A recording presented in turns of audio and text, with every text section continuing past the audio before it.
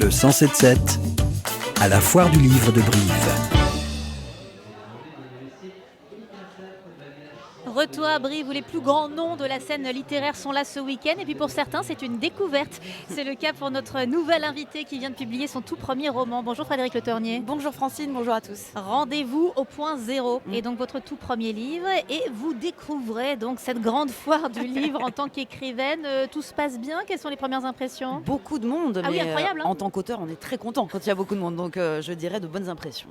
Rendez-vous au point zéro nous emmène à la Grande Motte où vivent une bande de copains.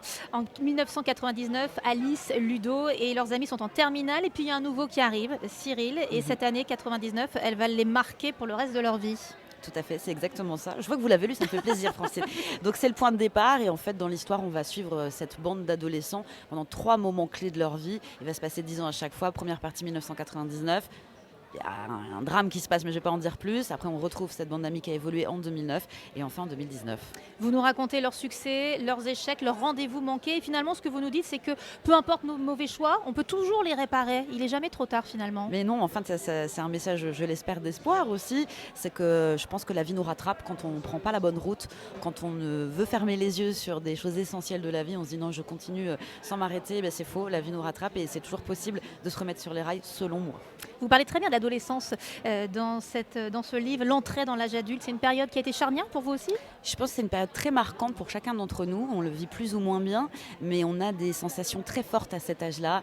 J'ai aussi mis beaucoup de musique parce que Oui, c'est essentiel. la musique de chaque décennie. Voilà, Ouais. et plus particulièrement au début de l'histoire, parce que quand on est adolescent, les émotions elles sont à fleur de peau, on vit en musique. Et oui, c'est une période qui m'intéressait parce que c'est vraiment le tout début de sa vie d'adulte, de ce qu'on va devenir, de ce qu'on construit en termes de personnalité et d'émotions.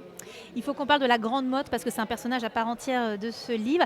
Alice, l'héroïne, elle est totalement amoureuse de sa ville. Qu'est-ce qu'il y a de si merveilleux à la Grande Motte? Mais Alice, elle est comme moi, j'ai eu un coup de foudre pour cette ville. Je suis tombée amoureuse de la Grande Vous n'êtes Motte. pas du tout de là-bas? Pas du tout, j'y suis passée enfant comme ça une fois, ça m'a marqué et puis j'y suis revenue plus récemment et là j'ai découvert tout ce que c'était que cette envergure d'architecture, ce plan qui a été fait de A à Z par Jean Balladur qui était un visionnaire et c'est vrai que très souvent on me dit mais la Grande Motte c'est assez laid, il y a du béton, il y a la mer, d'accord, mais en fait on ne va pas plus loin que ça et c'est un projet d'ampleur et quand on se balade dans les rues de la Grande Motte tout est codé, tout est codifié, il y a une réelle pensée et volonté autour de cette ville. Moi j'en suis folle. J'espère qu'on vous a reçu en dédicace à l'office de tourisme. En tout cas, vous êtes une ambassadrice incroyable, hein. Ils étaient très contents, je crois, à la Grande Motte et j'ai fait récemment le salon du livre, ça s'est très bien passé. Les habitants et même ceux qui aiment cette ville étaient très contents, ils me l'ont dit, ça m'a touchée.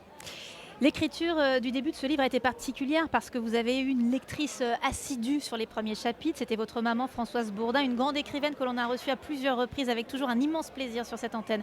Elle est décédée l'année dernière, elle n'a pas pu lire la fin de ce livre. Comment ça se passait ces premiers échanges d'une écrivaine à une autre écrivaine, d'une mère à sa fille? C'était encourageant? Ça s'est très bien passé déjà, on s'entendait extrêmement bien. On avait une relation mère-fille très jolie, on avait beaucoup de complicité. Donc après, moi je n'osais pas forcément écrire, j'ai beaucoup travaillé en radio, donc c'est une forme d'écriture pour des chroniques, des billets, mais c'était pas la même chose et je pense que j'avais un peu de timidité à me lancer et elle m'a beaucoup poussée. Elle m'a dit mais vraiment ma fille, je pense que tu as quelque chose à faire avec ta plume, donc essaye. Et c'est vrai qu'à un moment, moi, ma vie professionnelle a changé, donc j'ai pu avoir le temps. Elle a lu le début, mais elle m'abreuvait pas de conseils. Ah, Non. Elle lisait, elle dit c'est bien, continue. mais vous, en tant que lectrice de ces romans, vous aviez peut-être intériorisé un certain nombre de choses, Je non? pense, on m'a dit, ça m'a beaucoup touchée, on m'a dit qu'on reconnaissait un petit peu de la musique de son écriture, je ne l'ai pas fait exprès. Après, nos sujets n'ont rien à voir, je pense qu'on n'avait pas les mêmes points d'inspiration, mais en ce qui concerne la forme, oui, certains me l'ont dit, donc tant mieux. Je le prends comme un très beau Oui, compliment. il faut.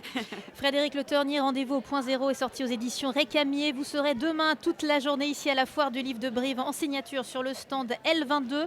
Je précise au passage que les éditions Récamier viennent également de rééditer un des livres de votre maman Françoise Bourdin qui était devenu introuvable. Il s'appelle De vagues herbes jaunes. Merci beaucoup Frédéric Le Tournier. Merci à vous de l'invitation, Francine.